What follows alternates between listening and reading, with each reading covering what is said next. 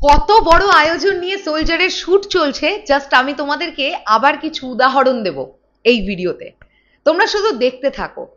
ভালো লাগছে এটাই ভেবে যে বাংলা সিনেমার এত বড় আয়োজন, তাও আবার বাংলাদেশেই, কিন্তু এখনো পর্যন্ত সোলজার টিম বাংলাদেশেই শুট করছে। তাদের প্ল্যানিং আছে মোস্ট প্রবাবলি তারা থাইল্যান্ডেও শুট করবে, কিন্তু এখনো পর্যন্ত বাংলাদেশে শুট চলছে এবং শুটটা কিন্তু ঢাকা কেন্দ্রিক চলছে। আমি তোমাদেরকে কিছু ছবি দেখাবো, কিন্তু তার আগে একটা এক্সক্লুসিভ আপডেট দিয়ে দিই। জানতে পারা যাচ্ছে যে এই সিনেমায় মেগাস্টার শাকিব খানের আপকামিং সিনেমা সোলজারে কিন্তু শাকিব খানের সোলজার সিনেমায় পররাষ্ট্রমন্ত্রীর ভূমিকায় অভিনয় করবেন অভিনেতা বড়দা মিঠু। এবং আমি পাশে একটি ছবি দিতে চাই যেখান থেকে কিন্তু এই খবরটা আমি পেলাম।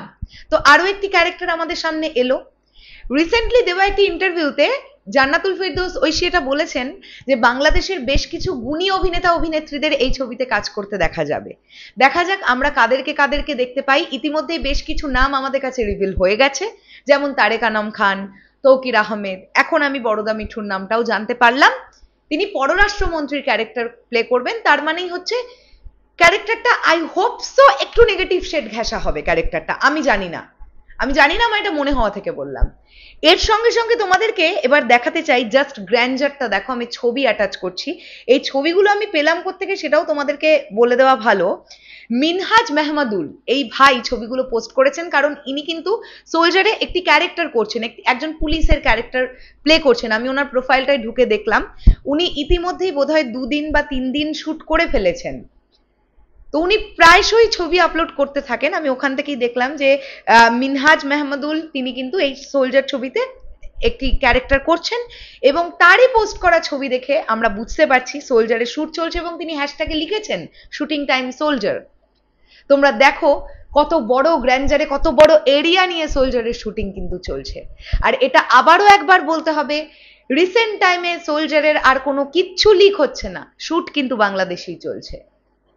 এটা অবশ্যই একটা পজিটিভ দিক যে আর কিচ্ছু লিক হচ্ছে না। এটাই আমাদের কাম্য, যে যেন কোনো না একটা ছোট্ট স্টিল ফটোও লিক হয়। কারণ আমরা তো ধামাকাটা সিনেমা হলে গিয়ে পেতে চাই, আমরা তো চাই না সোশ্যাল মিডিয়া জুড়ে লিকড ফুটেজ ঘুরে ঘুরে বেড়াক যখন শুটিং চলছে।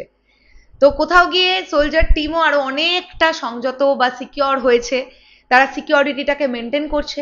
উল্টো দিকে যারা টিমের মধ্যে আছেন বা যদি এরকমও কেউ হচ্ছেন যে পাবলিক চলে আসছে, তাদেরকেও সেই ব্যাপারটাকে বোঝানো যাচ্ছে বা ওই স্ট্রিক্টনেসটা রাখা যাচ্ছে যে কেউ কিন্তু মোবাইলে ভিডিও করবেন না বা ছবি তুলবেন না, যে কারণে কিছু পাবলিক হচ্ছে না। আর খুব ভালো, এটা খুব ভালো ব্যাপার।